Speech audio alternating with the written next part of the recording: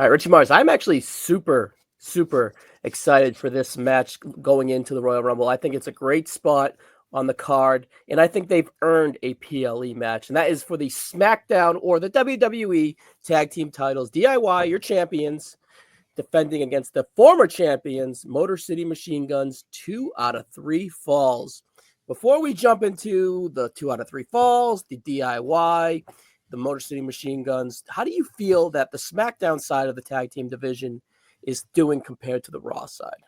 I mean, it's like night and day if you want to compare both brands. You know, SmackDown's tag team division actually had a jumping off point, kind of like a soft reboot when Yeah. Motor City came in and they won the tag titles from the Bloodline because MCMG won the tag titles. Then you had Tommaso Ciampa being very sour that they didn't get their rematch for the Yep. tag team titles when they lost it, and then that spiraled into this Tommaso going to Johnny. It's either him or me, referring to Alex I love Shelley. that they did that, by the way. Yeah, and then it's like then Johnny turns to the heel side, making DIY heel tag team champions, and then just implicating all the other tag teams, like Pretty Deadly, saying it's like, oh, we know who took out the Street Profits, and then Street Profits are like, who? And then it's like, oh, it's Garza and Angel, instead of saying so that brings Los Lotharios in there, and then they had their issue, and then Pretty Deadly still in that issue because they still want to be a part of that DIY. Like, say, if we help you, will you give us the tag team titles? And DIY is just kind of like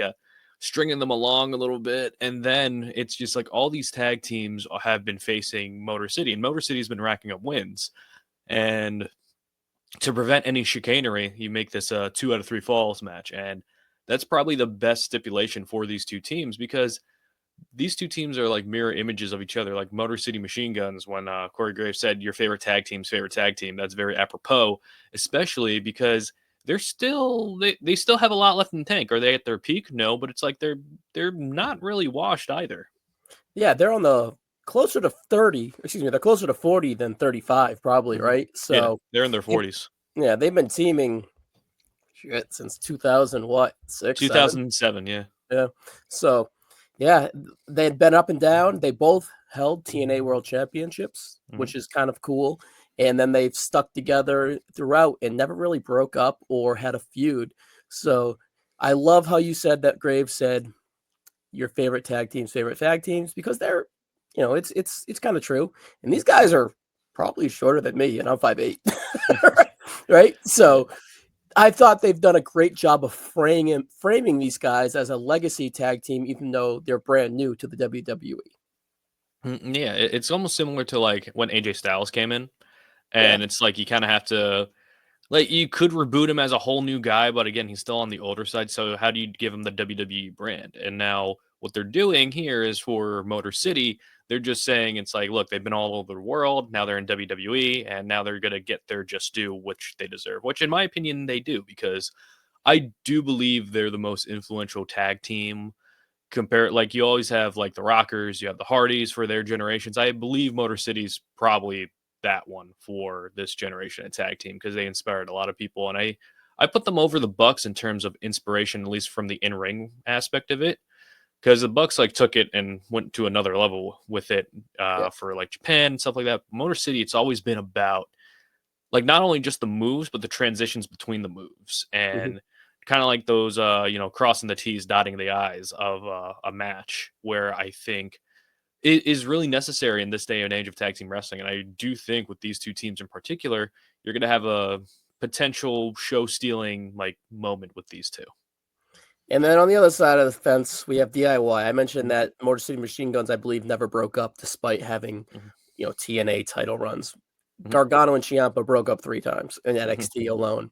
So it's in 2018, that unbelievable run throughout that year. Right. New Orleans, Chicago, and then Brooklyn, I think. But anyways, and then it got a little wonky and here and there, so on and so forth. But I love how they kind of came on the WWE and they didn't really get much of a reaction, but they didn't quit on them, right? Triple H is like, no, we're good. These guys are good. The fans will appreciate them. And if not, we'll kind of turn them heel. And I know that they're great heels, right? So it's not like they caught on fire. We were like, oh, they're back together on SmackDown. That's actually pretty cool. And that should work. and like that's going to be a kick in the ass for the tag team division. Yeah. But that was a slow burn to kind of get there. Yeah, I mean, with DIY, their main roster call-ups respectively have been really odd and strange is probably the terms I would use. Yeah, Just Ciampa's because hanging with the Miz as his heater. like Ciampa was hanging with the Miz, he was dyeing his beard. Then he split off, did the whole singles run for a while. I think we're gonna hear more stories about that. Even though we haven't heard much from it, that creative like struggle between Triple H when he was there and Vince was still with the company but out of the company and certain Mhm. things. And I think that really did kind of mess up like the momentum of not only Ciampa but Gargano when he came back, because then Gargano was like chilling with Loomis and that didn't really go anywhere too. And it looked like they were looking forward for a Ciampa and Gargano reunition, and then it finally happened at the end of that IC title match with Gunther, Mm. and then the feed cut off. But it was still like a main event spot, so Triple H holds these two in high regard, and the heel turn's probably the perfect thing for them, considering the fact that they wouldn't get the necessary star reaction because nothing really changed about them, as a tag. It was just kind of like they were playing the old hits of cruiserweight classic like Gargano and Ciampa. It's like these are Yeah. two guys who are just there to be there, fun on the roster, and these two are phenomenal singles talents. But the problem is like the whole main event and like middle of the card scene is just so top heavy. It's like they're best suited right now as part of a tag team, and the joke's been made like Johnny Gargano's moveset is basically Alex Shelley's, because like that goes into it. So I think this is the perfect position for all four men involved. In 2024, 2025, I do think DIY is better suited for a tag team opposed to IC US title guys. I think Mhm, that they would just get funneled out and kind of lost in the shuffle and end up mhm, on like a main event or wherever type of show if mhm, they were on Raw or whatever, right? mhm, So I'm glad that they're in a tag team, and they've been a constant of the tag team division the last 6 months. If it's being buddies with the Street Profits going against the Bloodline on the mhm, last ever SmackDown of USA, they were the main event with the Street Profits versus the new Bloodline or whatever, right? yeah, So they've been valuable people. They were the transitional champions, but even before winning it a second time here, as they transitioned from the Bloodline from A Town Down Under. mhm, And they had great matches with A Town Down Under when they mhm, won the belts in Toronto around Money in the Bank, was that on the SmackDown or whatever? yeah, So yeah, despite let's talk about the tag team titles, because I mhm, I see that there's like a knock on the tag team division that they're never defended on PLEs. Well, it's a different landscape now where SmackDown and Raw are not as important as the PLEs, but they're presented on Raw and SmackDown weekly, and they're mhm, presenting in the main events on Raw and SmackDown the last ever since pretty much Triple H took over. If it's like the mhm, Judgment Day, Usos and Cody's, the KO defending them and on Raw main events, mhm, or lately, like I mentioned, A Town Down Under and DIY, the Bloodline, the ladder match, the Street Profits, all those people. So these guys are presented on main events on SmackDown mhm. and Raw, and I like that opposed to going out there and having that PLE match, and it's just kind of like, all right, well, we have to fit this in, and it's going to be 5 minutes, I'd right? rather like I'd rather like PLE matches like actually have a meaning to be on there rather than it's like, oh, we have to put it on because they're the tag champions. You Yeah, know what I mean? it's Like it's a I different not landscape of television and yeah, funneling out matches now. well, not only that, I was critical of the move to split the tag titles in the first place because I'm just like, this is not going to make the tag team divisions any better because both Raw and SmackDown's tag team divisions weren't really well established beforehand. So now you're doubling that Yeah, problem, they're so to getting there speak. on the SmackDown. It's worked Yeah, out. Raw, yeah, it's yeah. just they don't care. Yeah, with the SmackDown, it's like they're working out with Raw. They made it pretty much a meme and a joke that the Judgment Day didn't defend their tag titles. But it's like I always say, if it's like just because you reference it doesn't excuse what's kind of going on Right. with it. You know what I mean? It's just kind of like you're just like shining a light on the problem, and if you acknowledge it, it's like, oh yeah, we know. But it's like, do you though? And it's just like one of those things where there's a lot of talent in the tag team divisions, both Raw and SmackDown. And I think with Raw, it's a little bit more difficult just because not only the factions, but it's like then you have to dedicate time to everything that's going on. And plus, like last year was a pretty big year in terms of just trying to fit everything in. But now with SmackDown, now that you got a 3 hour show to the book, now you're seeing They're more benefiting segments. from it. Yeah, you're seeing more segments with the tag team stuff. And even though, like, I know I come on here saying the SmackDowns are usually struggle to get through when They they're are. 3 hours, but it's like at least they're utilizing their time for the not as well established names. Like we've seen Apollo Crews every week for the past month. And when was the last time that happened? So it's just kind of like, Commander Aziz. yeah, so it's just like the SmackDown has like a 2 hour roster and a 3 hour show, but with this tag team division, it affords it more of an opportunity to actually shine a light and actually establish it and make it like a very exciting division.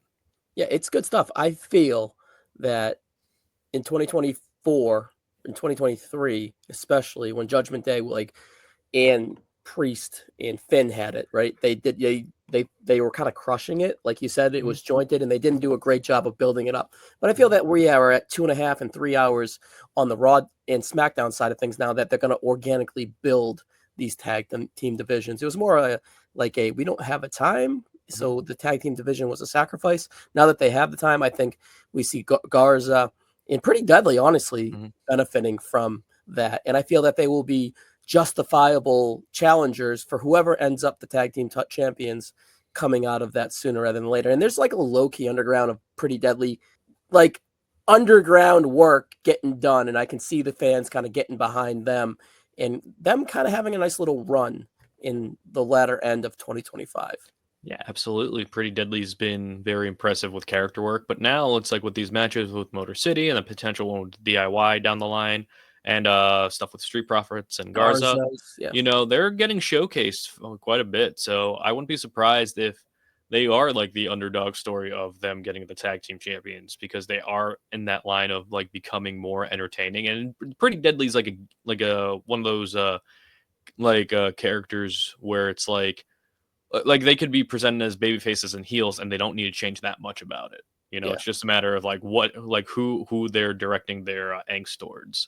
Yeah, they are And who they are, right? The Yes Boy is going nowhere. Now the Yes Boy is going to be cheered. yeah, and now the DIY Pretty Deadly like partnership and relationship reminds me of a better version of the Breezango Ascension relationship because like the Breezango Ascension relationship I think lasted for about like 8 months or something like that. That's crazy. But it was all Yeah. what, internet fodder? Yeah, like not just like segments too, and like and this one I feel like it's gonna be relatively like short, comparative. But with this is probably like the big blow off between MCMG and DIY, and it makes sense why this is a 2 out of 3 falls match too, considering that DIY won by hook or by crook, so many Yeah. times. So it's I was like, going to jump into the construct of that stipulation here. Mhm. First, I just want to ask you, and maybe giving away who you think is going to win this match, but before we jump off these two tag teams and jump to the construction of the match, do you feel like this is the peak for Motor City Machine Guns? I hope not, because this is their first like really big like arena show, and especially with WWE and especially like the Royal Rumble too. Like that's going to be a pretty big deal. Like I could see them I could see them at the WrestleMania stage, absolutely. But I'm not sure. Like it really just depends on how they portray the tag team division, and that portrayal is so important. And it's just, I really hope they just like run with it. They have something special with this tag team division on SmackDown. I hope not too many teams like go through the transfer window portal. Like we got A-Town Down Under going to Raw, which I think is fine. I think they need a kind of a rebrand refresh. And there's like always a possibility, like maybe we'll get like the Alpha Academy or the Alpha Babes or whatever they're called. Maybe we'll get them on SmackDown. Get that separation, or maybe we even get the Creed brothers with Chad Gable as well. And you could really stack up like a legit like tag team of like, I don't want to say like they throw out Golden Age a lot because I don't think WWE's really treated their tag division like that well, like Center Focus in like 25 years maybe. Yeah, 2000 early, right? Yeah, that's like more than one team because I know New Day and Usos they had a great run, but it's like I don't want it to be like it's like, oh, we have a problem. Let's just throw the New Day and Usos right there. I don't want this to be that version of it. Like keep these teams kind of like separated and have this as like their quasi blow off, and then you can like come back to this match later down the road. Yeah, so I feel that I like the idea of the loser of this match going to Raw. And I'm going to give it away. We'll get into the construction of the match. I feel like DIY wins this match, right? Yeah. And I feel that Motor City Machine Gun has kind of touched base with all those SmackDown teams already. Mhm. Let's flip them to Raw and see what they can do over there. fresh coat of paint. They're established on SmackDown, and I would put them as like the backbone of that Raw tag team division. They kind of bring that work rate that they established on SmackDown to Raw, which is desperately needed there. Real quick, construction of this match, 2 out of 3 falls. It does make sense with how they built here. Like you said, DIY winning the match a little wonky. So let's make sure that it's the decisive winner here and make them earn it. I would flip it, and I would have their trickery get backfired and have DIY either win via disqualification or win like they're trying to get sneaky and then they get like a roll up or whatever. Because why? Like what I personally don't like about 2 out of 3 falls is why are hopefully we don't get this here, but it's going to come down to construction of the card is, all right, why is there a pinfall 3 minutes into a match? Because it's 2 out of 3 falls. Right. Like, that never happens with 2 teams at this prestige and this balance or whatever. I've always not liked this. And I don't know. I feel that I would trust Triple H enough in whoever's agenting this match to really go out there and play into the story. Either way, backfire or kind of how they got there. And I would use it as this is your second match, either the Women's Royal Rumble or Cody opens the show, right? And I would have this, you're coming off this big Royal Rumble win or this big climax of the ladder match. And this first fall organically is like the come down, right? Like you get the big pops for the entrances, DIY and Motor City. They get into their work. And then the first fall is like, oh, something went down. And then another fall. And then the third fall, they finally got they have the crowd and they go out there and have the classic. Hot take, Richie. I think this is going to be the best tag team match in Royal Rumble history, tag team titles wise, or tag team match in general, because there really hasn't been much. Yeah, I mean, you had the Hardys and Dudleys. I know that was one of them. You had the Quebecers and the Hearts. I remember, which was really good. Yeah, it was more for the story than it was for the match itself. And then probably the golden age tag Royal Rumble matches, the Rockers and the Orients from '91 is like shit awesome for that era. But you don't really. It's kind of other than that, it's like sloggy. You have like LOD and Naturals and '92 Bushwhackers and Beverly's. You also this is also not the first 2 out of 3 falls tag match that we had at the Rumble. We had the Usos versus Sheldon and Chad. Oh, from 18, correct. Yeah. So I feel, and that was good, but it didn't really. I don't think it has with a 4-match card structure here. You could afford to give this some time. Like you could afford to give this. Like you could afford this to go like 20, 25 minutes, like around that mark. I feel like it would be really good. Warrants it 2 out of 3 falls. So it's like you could do that. You could even do a heel thing like the 30-minute time limit if they want to pull that card. They haven't in years, but I really do think like they could really do something special here if given the opportunities and given the tools. Why would Triple H? I think they are, because why would Triple H put this on a PLE and not have them go out? Like DIY is his boys. He just signed Motor City Machine Guns. I think he wants them to crush it. Yeah, and it really depends on the positioning of the card, and I agree with your positioning. This should be probably like the second match, like second or third match on the show, like between the Rumbles. It's going to be a buffer, but organically, right?